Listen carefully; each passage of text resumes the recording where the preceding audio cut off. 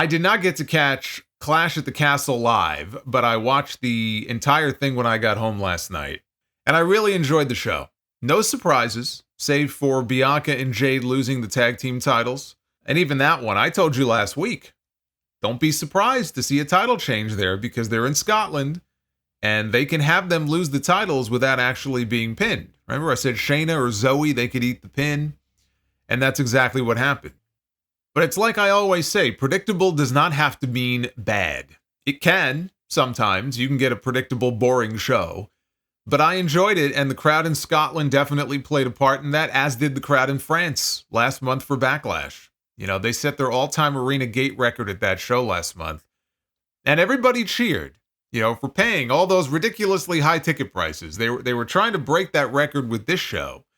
They scaled up for this one. Some of the highest ticket prices ever for a WWE arena show. Even as of Friday, the day before, the lowest get-in price for a ticket was over $300 US.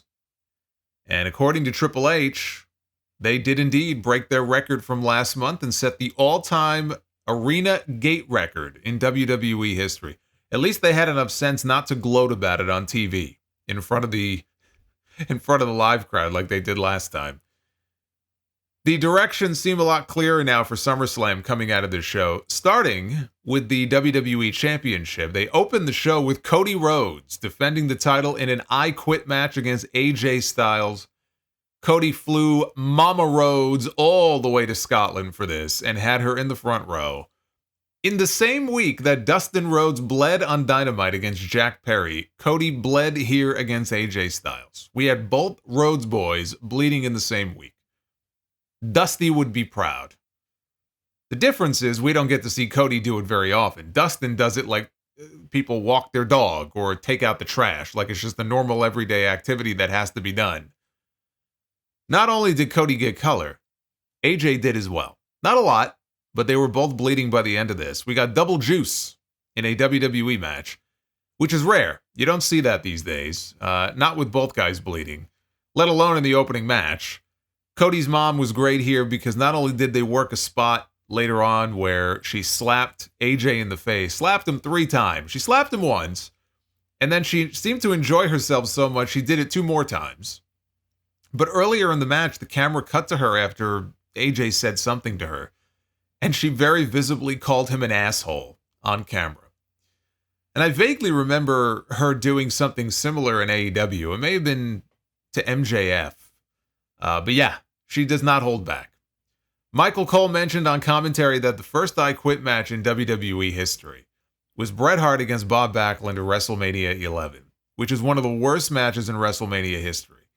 And one of the reasons that Bret hates that match so much, because he could see and hear people in the crowd laughing at how over-exaggerated Backlund's mannerisms were. And every time Roddy Piper, who was the referee, you know, would put the microphone to his mouth, it was like comedy to these people. Not the case here. Every time the referee would put the microphone to Cody's mouth to ask him if he quits, he would yell no, and the crowd would cheer louder and louder each time. They played along, they bought into the story. Styles would blast him repeatedly with a chair, and Cody wouldn't give up. And so he'd whip him with the referee's belt, just like Rock whipped him in the lead up to WrestleMania with his belt. Cody wouldn't quit. So AJ grabbed a pair of handcuffs from underneath the ring and cuffed Cody's hands behind his back. Now, if this was 25 years ago, The Rock would have bashed that man's brains in. Thankfully, they don't do that anymore. You know, I like my pro wrestlers with as little CTE as possible. Cody was eventually able to maneuver the cuffs under his legs and out in front of him, and then he got the key, so he was able to unlock himself. Cody got AJ cuffed to the middle rope, and he destroyed him with chair shots. And then Cody went outside. He tossed the steel steps over the ropes into the ring, got back in the ring, held the steps high above his head, and he was threatening to kill AJ Styles with the ring steps. Styles saw this. He had nowhere to go. He had no defense. And he said the words, "I quit," before Cody could do so. And the crowd popped huge for the finish. And Cody retains the title. And then he hit AJ with the steps anyway. So they went with the Adam Copeland Christian Cage I Quit finish from 3 months ago. Copeland used the board with nails in it. Cody used the ring steps, but it was the same basic finish. And here I was worried they might go with the other Copeland finish to his I Quit match with Finn Balor 2 years ago when the Judgment Day threatened to kill Beth Phoenix. And he said, I quit. I thought they might do the same thing once I saw Mama Rhodes at ringside. Thankfully, they didn't do that. I found it odd that Anderson and Gallows never showed up, given they were there in Scotland with AJ on SmackDown the night before. And the match was no disqualification, so technically they could have been out there. They could have been interfering at will. But I really liked the match. Not as much as their Backlash match. I thought that was better, but I thought it was a fine blow-off to their feud. And a blow-off is exactly what this was. Coming into this, I thought, well, maybe there's a chance they extend it out to Money in the Bank. Once they added that stipulation, though, I just didn't see a way around it. And so there will be no third match. He made that man say, I quit, and that's it. It's done. Where AJ goes from here, he goes to Japan to wrestle Marufuji for Pro Wrestling Noah. And I could see him also wrestling for TNA at their Slammiversary show next month. I think Slammiversary is the week after the match with Marufuji. AJ may get more action outside WWE this summer than in it. But what happened after the match is important here because Cody Rhodes was confronted in the aisle by Solo Sikoa. And this is what I was afraid of on Friday when I was doing my SmackDown review, that they were setting up possibly for a championship match with Cody and Solo at SummerSlam. And I was really hoping that was not the case. Thankfully, I don't think it is, because we had Tama Tonga and Tonga Loa, they came out. All three men ganging up on Cody until Kevin Owens and Randy Orton, they run out, they fight them off.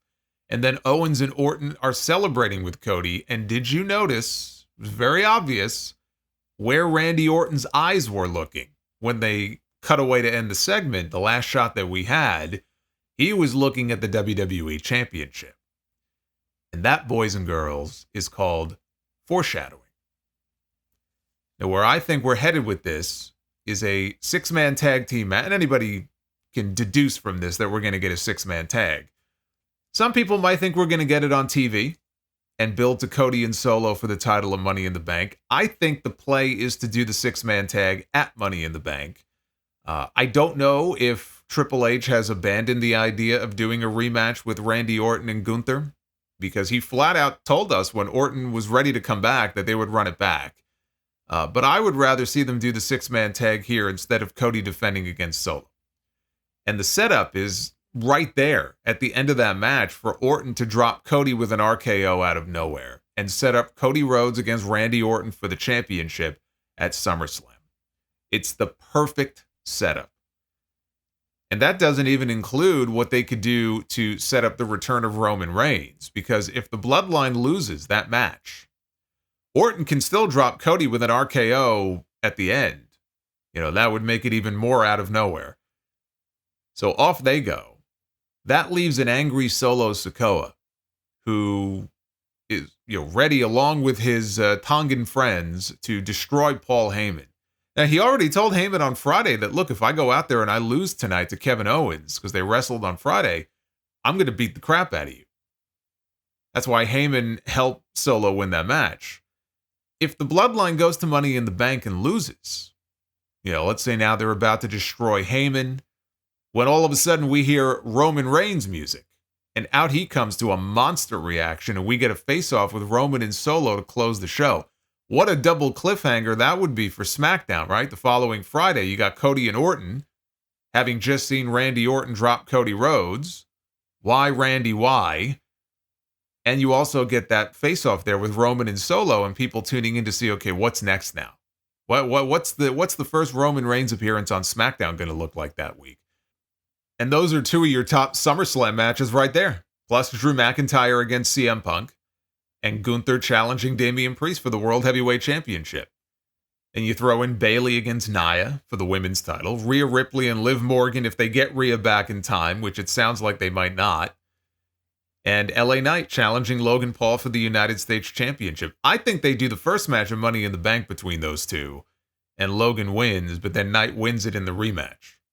But this is the SummerSlam card that I'm envisioning right now. So when I say that these directions are becoming more clear and are coming into focus for SummerSlam, I can pretty much in my head sketch out what most of the card is going to look like at this point. Now, one more Bloodline note. Bodyslam.net broke the news this week that Hikuleo, the younger brother of Tama Tonga, the son of Haku, is on his way to WWE. He finished up with New Japan at their Dominion show last weekend. WWE also just filed a trademark for the name Tala Tonga. Well, now you could read that a different way, of course. Tala Tonga, because you see, the man is 6'8". He's very tall. So one can deduce from that who that name is going to be for. If they're going to splinter off into opposing factions, you get Solo and the Tongans on one side, or Jacob Fatu and the Tongans on one side, and maybe Solo eventually rejoins his brothers in Roman Reigns, and we get the OG bloodline against the new bloodline. Either way, this is tailor-made for War Games. That's Survivor Series. Bianca Belair and Jade Cargill against Shayna Baszler and Zoe Stark, against Alba Fire and Isla Dawn, triple threat match for the women's tag team titles. Jade was doing fine until it was time for Bianca to make the hot tag, and then it fell apart. She tried a springboard dive into the ring, did Jade. Didn't even like take a moment to set herself or anything. She just went to go dive right in, slipped off the top rope and did a faceplant. Not the only person to slip on the ropes on this show. But then later, when Baszler got her in the Kirifuda clutch, Jade starts tapping on Shayna's arm. Now, I think Shayna may have had the choke in a little too tight, and she was trying to communicate that, hey, loosen up a little bit. Otherwise, I'm not sure why else she would have been tapping, but it was so obvious, even the announcers couldn't ignore it. They started, literally, Michael Cole and Corey Graves start shouting, Jade's tapping. Is Jade tapping? Yes. Yes, she was. And you could hear the referee, Jessica Carr, is right there telling Jade to stop tapping. So then, we weren't done yet, because then as she started to fade and Shayna got her down on the mat, so now Shayna's back is exposed, Bianca Belair breaks this up by trying a 450 splash off the top, but she landed with her knees right in Shayna's back. So this turned into a bit of a sloppy Joe here. But after the champions hit their combo DDT German suplex to Baszler and had her beat, Isla Dawn gave Jade a German suplex and stole the pin on Shayna Baszler to win the tag team titles for her and Alba Fire. This was the upset of the night. The crowd exploded for the finish. I said it last week. Don't discount the possibility that Alba and Isla could win those titles by pinning Shayna Baszler or Zoe Stark. That would protect Bianca and Jade from having to take the pin if they wanted to put the titles on the hometown team. And that's what they did. They had to. They had to. Once Triple H made the decision not to put the title on Piper Niven, who was never going to get it, and not to put the title on Drew McIntyre, he could not have all four Scots on the show in Scotland go in there and lose. That would have been a huge fuck you to those fans if all four of them walked out losers on that show. So Alba and Isla, that was the low-hanging fruit. Okay, we'll change the women's tag team titles. Who cares? Seriously, who cares? But for them, they got their big moment. Triple H at the post-show press conference said that Alba's mother passing away had nothing to do with it. They won because they deserved it. But it was nice for her to get that moment after what she's been through over the past, really, month. For those who don't know, back in mid-May, her parents were in from Scotland visiting her in Florida when they were hit by a car. And he survived. Her mother did not. Only 51 years old. The police report says the driver stayed at the scene. No charges are expected to be filed. It was just an accident. So now Alba, she travels back home to be on this show in front of all of her friends and her family, but without her mom, which I'm sure sucked and was tough for her. So I'm glad that she got to have that moment. They were the tag team champions in NXT, and they got sacrificed. As soon as they got called up, they had Ronda and Shayna beat them. I think it was Ronda and Shayna. to unify the belts, and they have done nothing with Alba and Isla since then. You'll get a vignette every now and then, a spooky little vignette. They have done fuck all since then. And honestly, I don't expect that to change now either, even though they're the champs. But there's no harm in putting the belts on them. It's not like it hurts Jade and Bianca. Yeah, they're going to be fine. They're the ones ultimately that are going to be pushed anyway, not Alba and Isla. The only question now is, do they put the belts back on them by Money in the Bank, and they just go right back to Bianca and Jade, or are they going to use this to start building to a match between Bianca and Jade for SummerSlam? That'll be the thing to watch for. There was also a moment here on this show where the screen glitched out. We had a message that appeared on the screen. You were warned, told to prepare. You will behold the massacre is coming. So we already knew, based on this countdown clock that the last set of QR codes led people to, that something is going down tomorrow night on Raw. Something involving Uncle Howdy and the new Wyatt faction. People still call it the Wyatt Sicks. We don't even know if there's going to be 6 people in it. So we'll just call it the Wyatt clan. Something is going down on Raw tomorrow night. Now they're saying a massacre is coming. And I love how the announcer sold this too. I think it was Michael Cole. He goes, well, what was the word he used? I think it was like, well, that's unsettling. And then he just moved on. Yeah, I would say so. You have a message flash on screen that says a massacre is coming. It's like, that's a little disturbing. Moving on. And on we went.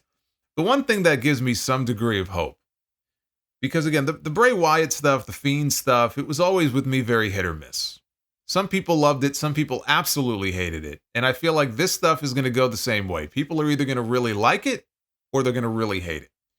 The one thing that gives me hope is I saw there was a report on PW Insider that the belief is that there will be little to no supernatural elements as part of this. I mean, you could look at the QR code stuff and say that that's a little supernatural. But apparently they're not going to play it up like really supernatural and really far out there. If they try to keep it more grounded in reality, and you know, you could do some interesting things with this, but it's just hard. I can't sit here and judge it until I get to see what they do with it. You know, we know Bo Dallas is going to be playing Uncle Howdy. And, you know, you don't have to be a genius. I mean, you'd be living under a rock not to know that, you know, you're going to have Dexter Lumis, you're going to have Nikki Cross. Joe Gacy is reportedly going to be part of this faction. I have not seen Alexa Bliss's name mentioned. That doesn't mean that she won't be. But those are some of the names that are expected to be a part of this thing. And these are people the WWE has intentionally kept off of television for a very long time. So for them, this is going to be a reboot. Let's wait and see how it all plays out. Who did they attack? What does this massacre look like?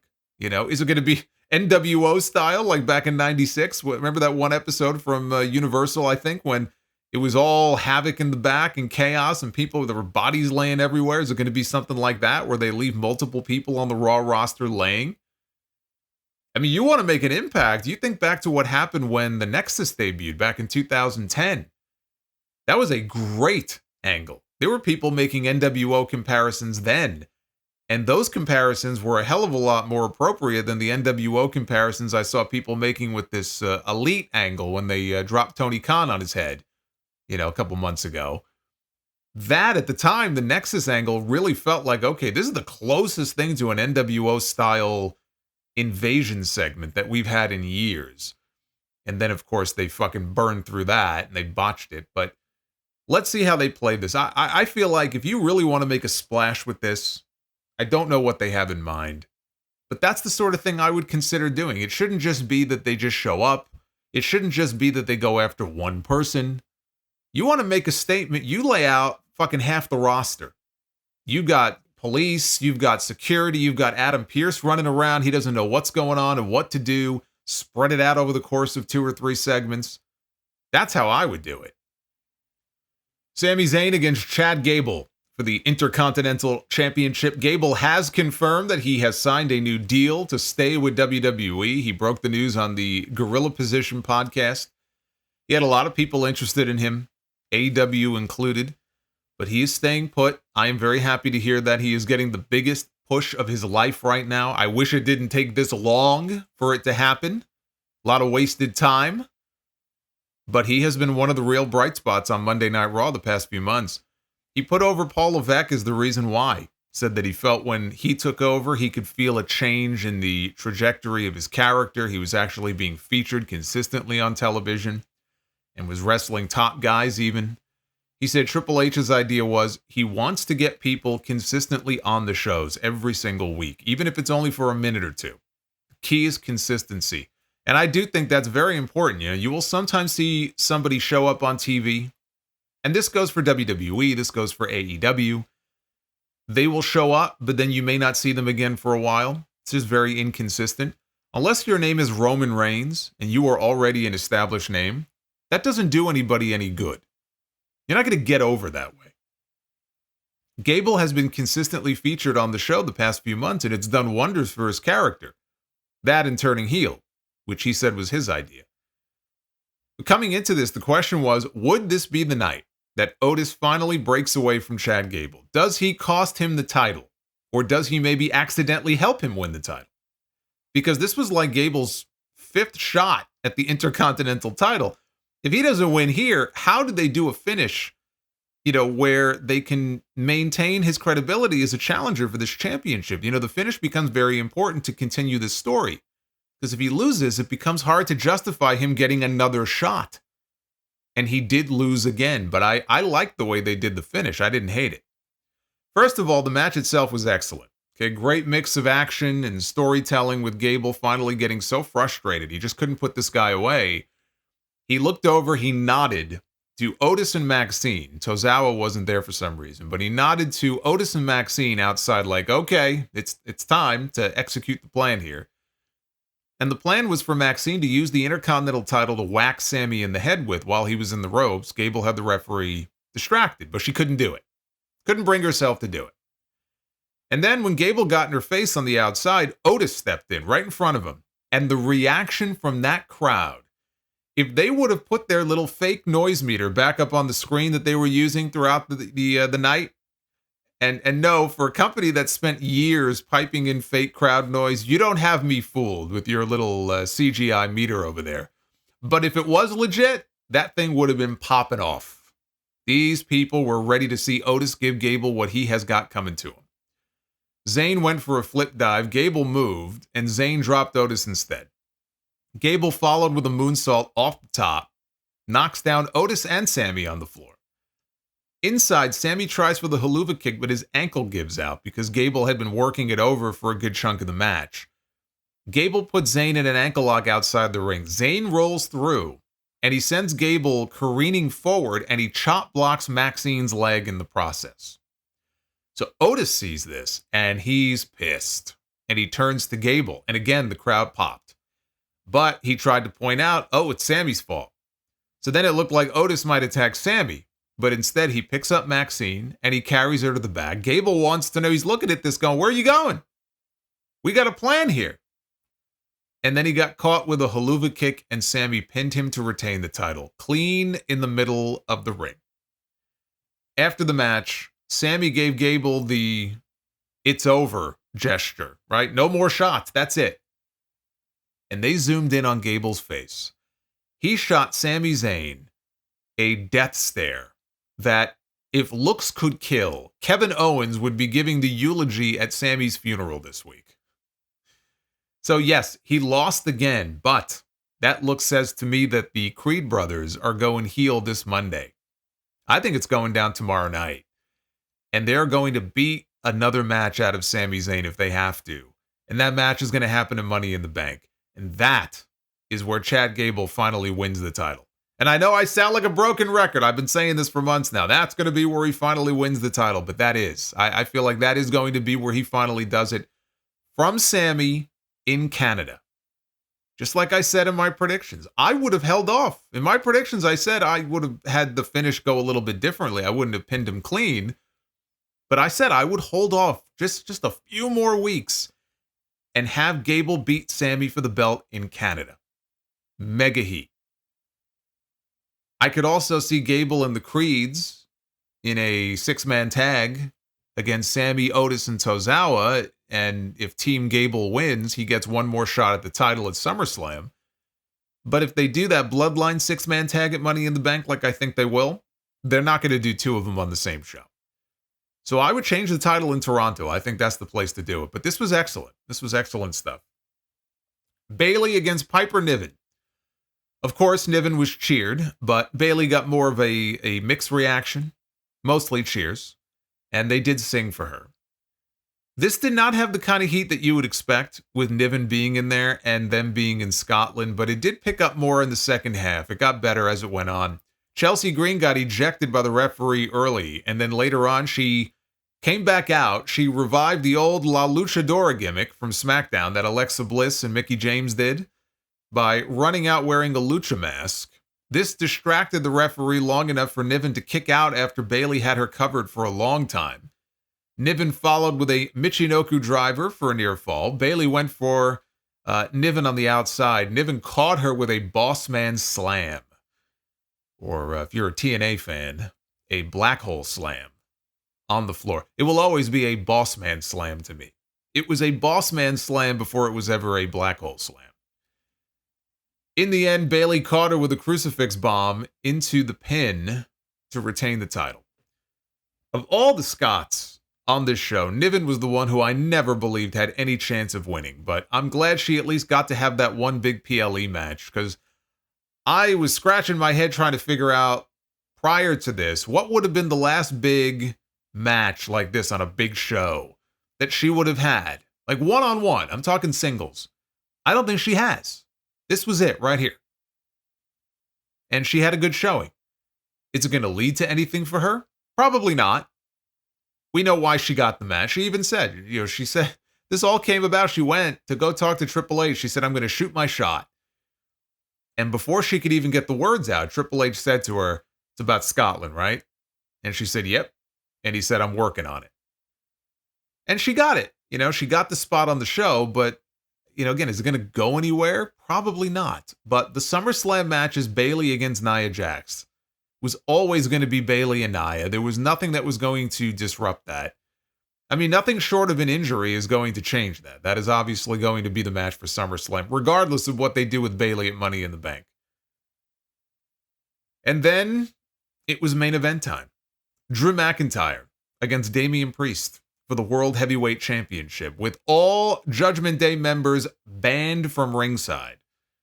Drew got the bagpipe treatment coming out. They made his entrance, or he made his entrance after that, and he got a hero's welcome. The scary spot, I'm sure you all, if you saw the show, you all know the spot I'm going to talk about here, was Damian Priest going for his step-up flip dive out to the floor, but his foot slipped and missed the middle rope when he stepped up.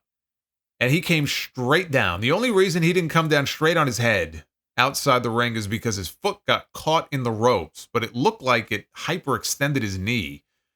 He's also lucky he didn't snap his ankle. I'll tell you what, if these were the old WCW ropes that were made of, I think, cable, he may well have snapped his ankle. I mean, it looked very bad. To their credit, they worked the spot into the match. Drew, who initially sold the little bit of impact that there was, he got right back up. He told the referee, who started to try to release Priest, he's like, no, let him hang there, and he started kicking the shit out of him. But for the rest of the match, Priest was limping around pretty badly. Now, part of that may have been a good sell job, but I don't think he had to do much selling. I mean, you could tell that man was in pain. And he basically worked the rest of the match on one leg, and it didn't hurt the match at all. And that's a credit to him. And these two didn't miss a beat.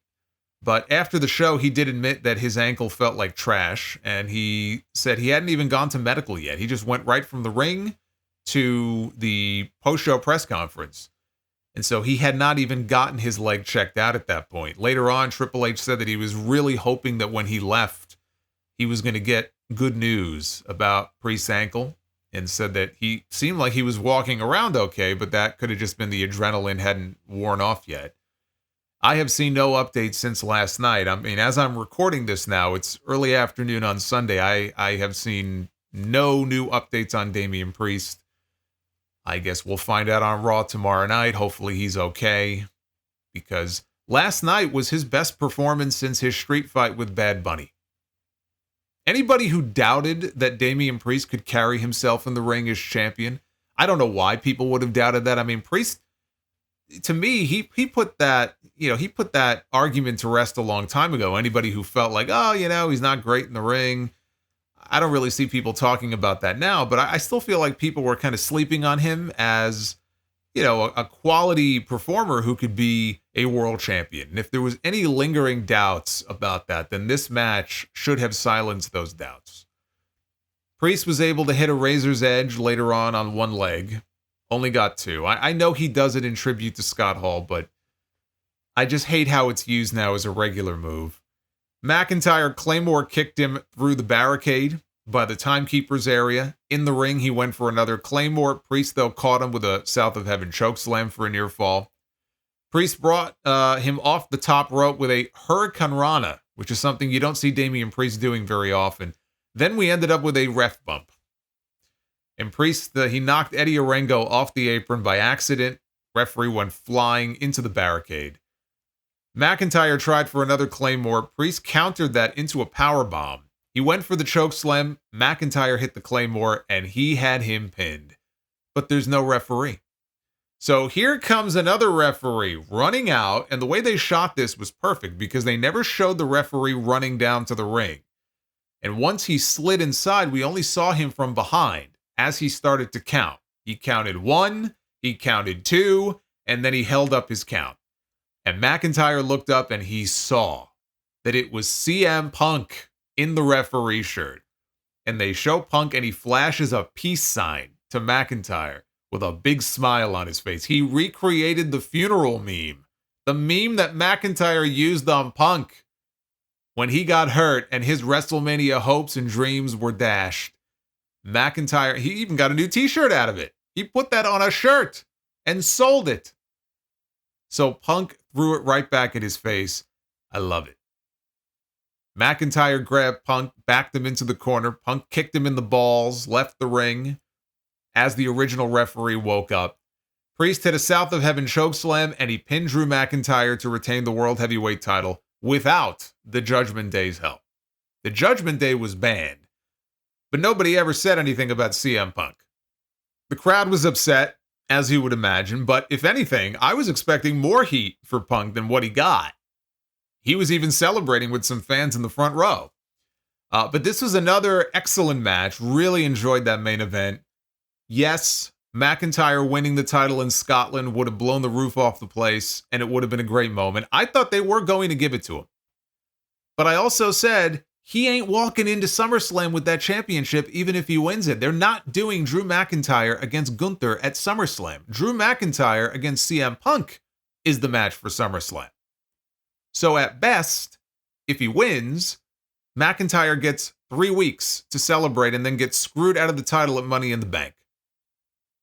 But the story was always going to be the screw job, whether it happened here in Scotland or it happened next month in Toronto. That match does not need the championship. And it can't have the championship there since they already announced Gunther as King of the Ring is challenging for the title at SummerSlam. That is a done deal. You can say, well, they backed themselves into a corner with that one. Sure, okay, that's your opinion. But it's a done deal. Gunther is getting the shot. You can't do Punk and McIntyre for the title on that show. This here is a different story. This is not even really about the title anymore. At least as of this moment, this is not about the championship. We have moved beyond that with these two men. The title is just kind of the backdrop for the larger feud that's going on here. The larger story. On the one hand, McIntyre has been running his mouth, and he has been making jokes now for months at Punk's expense. He has been trolling him. So the troll got trolled. On the other hand, Punk already screwed him out of the title at WrestleMania. Now it just feels like piling on, to where I almost feel sorry for Drew. And I guess that's kind of the beauty of the story now. They can take it one way, the obvious way, which is Punk is the babyface and McIntyre as the obsessed heel seeking revenge. The other way is to work a double turn, where the fans start to have real sympathy for Drew McIntyre and they see CM Punk for the prick that he is. I mean, it's not like he isn't a polarizing figure to begin with. And by the time we get to the end of this feud, maybe not the beginning, but by the time we get to the end of this, McIntyre ends up as the babyface and Punk ends up as the heel. Punk was chowing down on some donuts at the post-show presser. Triple H even made a joke about Punk's sugar intake and how it makes him do bad things, whether it's muffins or donuts, he said. Punk said he got permission to skip Raw tomorrow in Corpus Christi to go back to Chicago to try to get medically cleared. And he plans to be at SmackDown, even though he's a Raw guy. He says he plans to be at SmackDown this week since SmackDown is in Chicago, hopefully with some good news to share. If he's in Chicago on Friday, they need to have Drew McIntyre show up and just absolutely savage this man in his hometown. CM Punk flew all the way to Scotland and he fucked Drew McIntyre out of the World Heavyweight Championship in front of his people, in front of his friends, in front of his family. If Punk goes to Chicago on Friday to gloat and smile and announce to the world that he has been medically cleared, and they don't have Drew McIntyre at least show up and attempt to take this man out, then I don't even know what we're doing here. He needs to show up and savage this guy bad enough that he can't even wrestle at Money in the Bank. I don't even want to see Punk wrestling at Money in the Bank. It's too much of a risk to have him wrestle at Money in the Bank. We don't even know if he can stay healthy. He hasn't been able to stay healthy for 3 years. I wouldn't have him wrestling at Money in the Bank and potentially fuck up a huge SummerSlam match. SummerSlam is where you do the first match with him and Drew McIntyre. But this is easily a 3-match program that could extend into the fall. It just so happens that PW Insider reported this week that there have been creative pitches made within the company to bring back the old Bad Blood pay-per-view. The idea being they would do it in October to tie into the anniversary of the very first Hell in a Cell match at Bad Blood in '97 between Shawn Michaels and The Undertaker, which is still the greatest of all the Hell in a Cell matches. Undertaker and Mankind may get talked about more, but the first one is still the best. If they're doing a Hell in a Cell match on that show, that would be the perfect blow-off to a trilogy between Punk and McIntyre. Blow it off inside the cell the way it should be. But it was another fun show in front of a very loud crowd. We've got another one in Toronto next month and then in Berlin at the end of August. I had the I Quit match with Cody and AJ as my match of the night, followed by the main event, and then the Intercontinental title match. I'm liking the 5-match format for these shows. Maybe I would like it less if it wasn't baked into the $12 a month I pay for Peacock and they were charging me $50 a pop.